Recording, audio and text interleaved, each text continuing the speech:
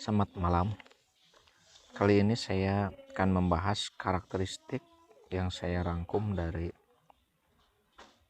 Jangka Jayabaya tentang Satria Piningit dan nanti ditambah dengan yang ada dalam Gawangsit Siliwangi. Kita mulai.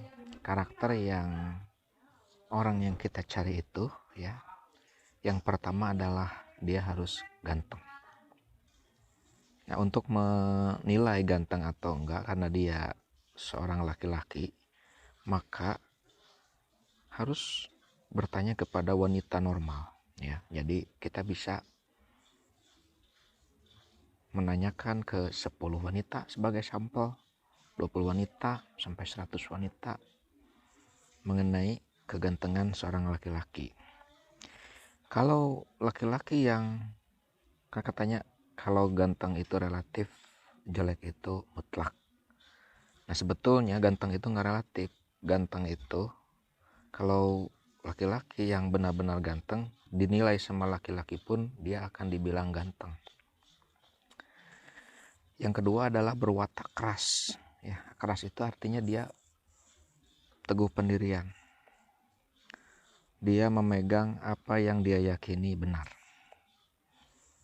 Yang selanjutnya adalah dia jujur orangnya. Bukan berarti dia tidak pernah berbohong, karena tidak ada yang tidak pernah berbohong itu. Tapi dia akan mengoreksi kebohongan dia segera. Dia cepat sadar dari kebohongan.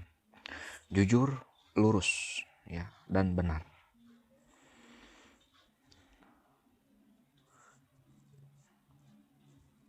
Lurus dan benar pun sama, ya. Tidak ada manusia yang terus lurus, tapi dia akan dijaga untuk kembali ke jalan yang lurus. Benar pun sama, ya. Bisa saja dia berbuat salah, tapi dia akan segera menyadari kesalahan dia, atau ada orang lain yang segera mengingatkan dia, ya, untuk kembali ke jalan yang benar. Jadi benar-benar ini beda. Kalau Nabi itu maksum, ya, dia tidak bisa berbuat dosa. Tapi kalau orang ini, karena dia bukan Nabi, ya, dia kategorinya akan dijaga.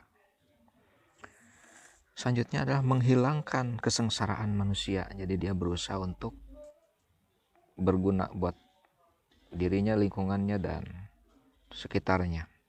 Dengan cara apabila ada orang yang sengsara, dia akan berusaha menghilangkan kesengsaraan manusia itu. Walaupun cakupannya mungkin dia dari mulai level keluarganya, kemudian masyarakatnya, kemudian baru meluas sampai nanti menjadi pemimpin dari seluruh dunia.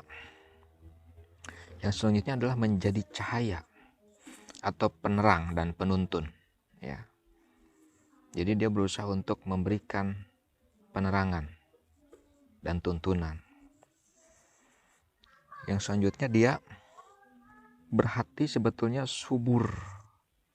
Kenapa? Karena dia terkena dianalogikan sebagai tinggalnya di kaki Gunung Lawu, ya, berasal dari kaki Gunung Lawu sebelah timur. Berarti dia terkena cahaya matahari dari sebelah timur dan dekat Begawan, artinya dekat sungai. Daerah yang seperti itu dia akan subur. Kenapa? Karena dekat sungai dan dia terkena sinar matahari. Artinya hati dia itu hati yang subur, ya. Dia banyak kalau ibarat analogi tumbuhan itu, tumbuhan yang rimbun, berbuah dan memberikan buah yang baik. Lalu sederhana rumahnya dan pakaiannya nanti ada, ya. Sederhana rumahnya dan pakaiannya, jadi dia tidak glamor. Selanjutnya berkarakter memimpin, ya, jadi dimanapun dia berada, dia kepemimpinan dia akan muncul, ya, karena dia memang dasarnya adalah dia berkarakter sebagai pemimpin. Lalu dia tidak percaya terhadap perjimatan.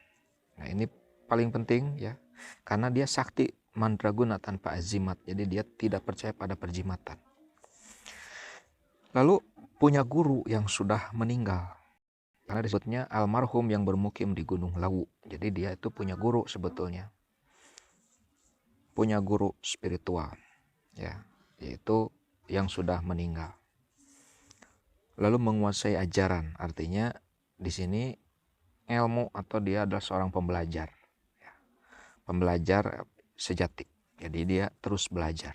Kalau dalam bahasa Sunda itu motekar ya. Dia belajar terus sampai dia bisa menguasai ya.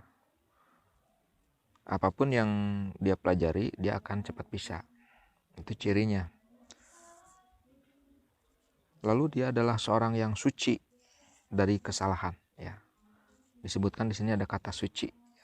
Suci itu berarti dia memang terjaga dari kekotoran.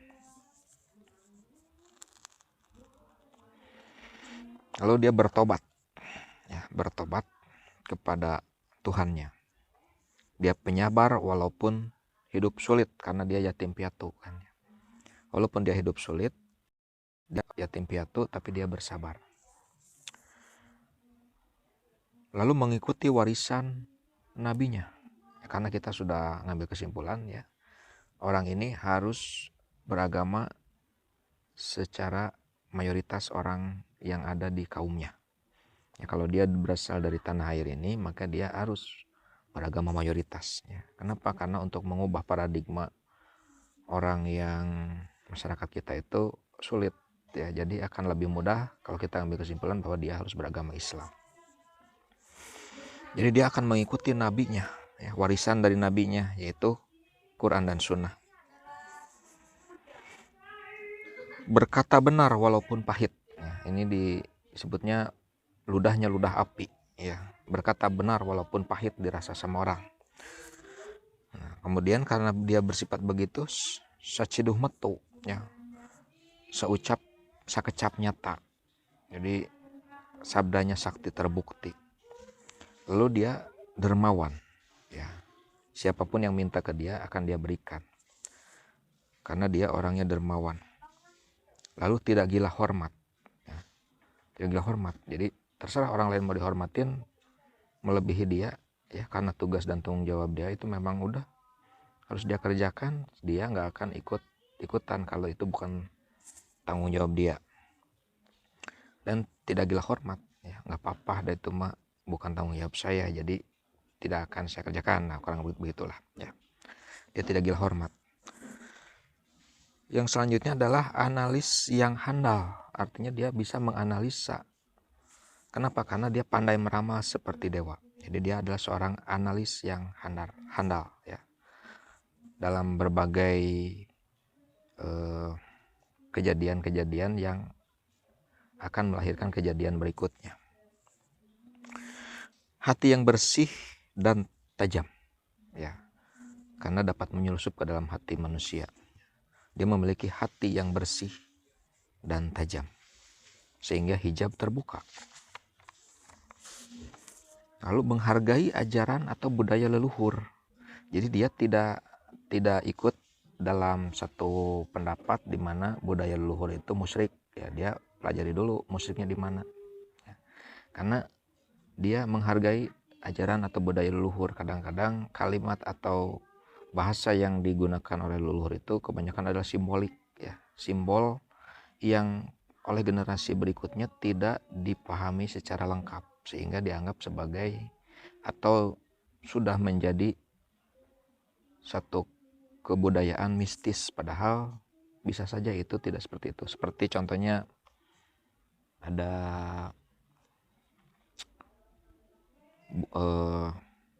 ngebuburnya, bubur beureum jeung bubur bodas. Kalau budaya Sunda itu bubur beureum bubur bodas itu kan sebetulnya ada nilai yang tersembunyi di balik dari ajaran itu. Kemudian juga disebut ada tumpeng ya. Tumpeng itu bagian paling atasnya itu kan kecil sehingga orang yang memimpin itu yang paling pertama makan dia itu cuma dapat bagian yang paling kecil. Nah, kurang lebih begitu ya. Lalu benci terhadap pencurian dan kejahatan ya. Yang paling dia benci itu adalah pencurian lalu kejahatan. Lalu dia bersikap tanpa pamrih. Jadi dia tidak ingin diberi ya. Karena dia tanpa pamrih. Nah, selanjutnya adalah suka bercanda. Kenapa? Karena mungkin karena dalam hidup dia sudah terlalu banyak menghadapi penderitaan, sehingga bercanda ini adalah sangat perlu ya untuk mengobati atau ada hiburan lain dalam kehidupan dia itu. Ini pun bisa kita lihat dari karakter Nabi Muhammad ya. Nabi Muhammad itu walaupun ketika marahnya sangat sampai wajahnya memerah ya, dan ketika berkhutbah seperti memimpin perang, tapi ketika bercanda seperti ke istrinya pun seperti bercanda ke teman seanteragan hamba seorang maya, ke teman yang seumur, padahal umurnya jauh berbeda. Yang selanjutnya adalah mampu menyelusup ke dalam hati. Artinya dia punya kemampuan untuk mendakwahi semua hati ya, baik itu seorang yang di bawah, di kalangan masyarakat jelata, di kalangan pemimpin, dan di kalangan ulama ya. Dia mampu menyelusup ke dalam hati manusia.